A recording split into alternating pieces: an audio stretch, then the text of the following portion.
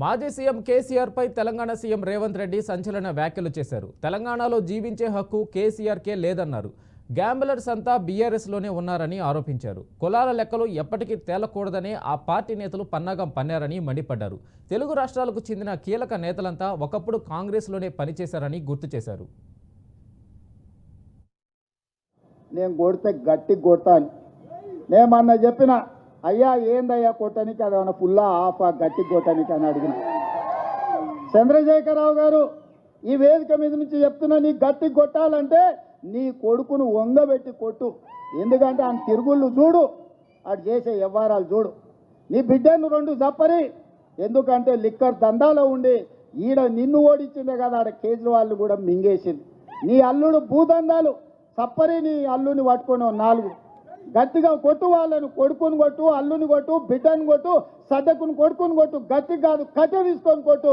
వీళ్ళు చేసిన దుర్మార్గాలు తెలంగాణ సమాజం చూసింది కాబట్టే నిన్ను గట్టిగా వంగబెట్టి కొట్టింది తెలంగాణ సమాజం అని చెప్పిన చంద్రశేఖరరావుకు ఆయనకు చెప్తున్నా. ఇక ఆయన ఊరిస్తున్నాడు, ఇక నేను వస్తున్నా బయటకి అని. అయ్యా నువ్వు బయటకు వచ్చినప్పుడు, నువ్వు కుర్చీలో ఉన్నప్పుడే మా యూత్ కాంగ్రెస్ కార్యకర్తలు నేను బండకేసి కొట్టిరు. మళ్ళీ వచ్చేదేముంది? నువ్వు ముఖ్యమంత్రిగా ఉన్నప్పుడు, నీ పార్టీగా అధ్యక్షుడిగా ఉన్నప్పుడే మా యువజన కాంగ్రెస్ పిల్లలు నిన్ను బండకేసి కొట్టి ఓడగొట్టి ఇంట్లో ఊసబెట్టారు. ఇవాళ కేటీఆర్ గారు ఊర్ల మీద తిరుగుతున్నాడు, కొత్త బిచ్చగాని పొద్దుగుర్తు ఎరగాడని. 10 ఏళ్ళ అధికారంలో ఉన్నాడు, డబుల్ బెడ్రూమ్ ఇల్లు ఇస్తాను ఇయ్యలే, ఇంటికో ఉద్యోగం ఇస్తాను ఇయ్యలే, దళితులకు 3 ఎకరాల భూమి ఇస్తాను ఇయ్యలే, డబుల్ బెడ్రూమ్ ఇల్లు ఇయ్యలే. ఇట్లా చెప్పుకుంటా పోతే 100 హామీలు ఉన్నాయి. 10 ఏళ్ళు అమలు చేయలేదు. 7 లక్షల కోట్ల రూపాయలు అప్పు తెచ్చాడు. 10 నెలలు కూడా కాలేదు, అప్పుడే బిచ్చగాని గంగిరెద్దులో తిరగా సంక్రాంతి పూట గంగిరెద్దుల్లో వచ్చినట్టు ఊరు తిరుగుతున్నాడు. ఈ ప్రభుత్వం ఏం చేయలేదని.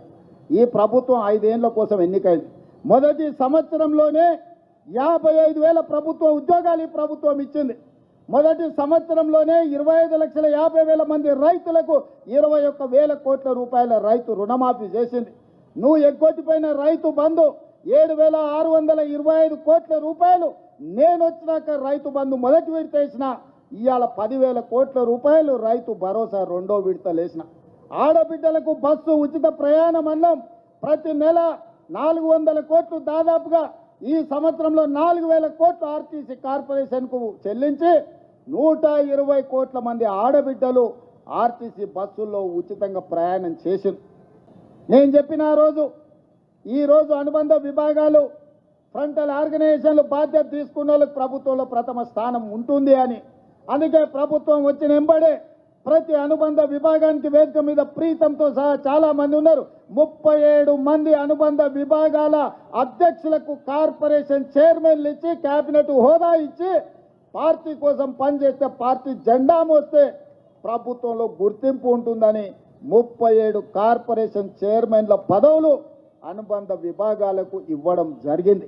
యువమిత్రులకు నా సూచన ఒక్కటే, కష్టపడితే తప్పకుండా ఫలితం ఉంటుంది. కష్టపడ్డోని కాపాడుకునే బాధ్యత కాంగ్రెస్ పార్టీ తీసుకుంటుంది. అధ్యక్షుడు మహేష్ కుమార్ గౌడ్ గారు తీసుకుంటారు, ముఖ్యమంత్రిగా నేను తీసుకుంటా. బల్మూరు వెంకటని ఎమ్మెల్సీగా ఏఐసిసి రాహుల్ గాంధీ గారు ఎన్ఎస్యుఐలో ఉన్నప్పుడు విద్యార్థి ఉద్యమాలలో ప్రజా సమస్యల మీద, ఆనాటి ప్రభుత్వం మీద పోరాటాలు చేసి ఎన్నో కేసులు కట్టుకొని ఎన్నోసార్లు జైలుకి వెళ్ళాడు. ఆనాడు ఎన్ఎస్యుఐ బల్మూరు వెంకట్ టీం జైల్లో ఉంటే చెంచల్ కూడా జైలుకి వెళ్ళి ఆ విద్యార్థి నాయకులను మన నాయకుడు రాహుల్ గాంధీ గారు పరామర్శించి, మీకు అండగా పార్టీ నిలబడుతుంది, మీరు కొట్లాడండి, తప్పకుండా తెలంగాణ రాష్ట్రంలో ప్రభుత్వం ఏర్పాటు చేస్తాం, ఆ ప్రభుత్వంలో మీకు భాగస్వామ్యం ఉంటుంది అని మన నాయకుడు రాహుల్ గాంధీ గారు చెప్పారు. అదేవిధంగా యువజన కాంగ్రెస్ అధ్యక్షుడిగా వివిధ జిల్లాలలో ప్రజా సమస్యల మీద పోరాటం చేసిన అనిల్ కుమార్ యాదవ్ ఈరోజు రాజ్యసభ సభ్యుడైండు.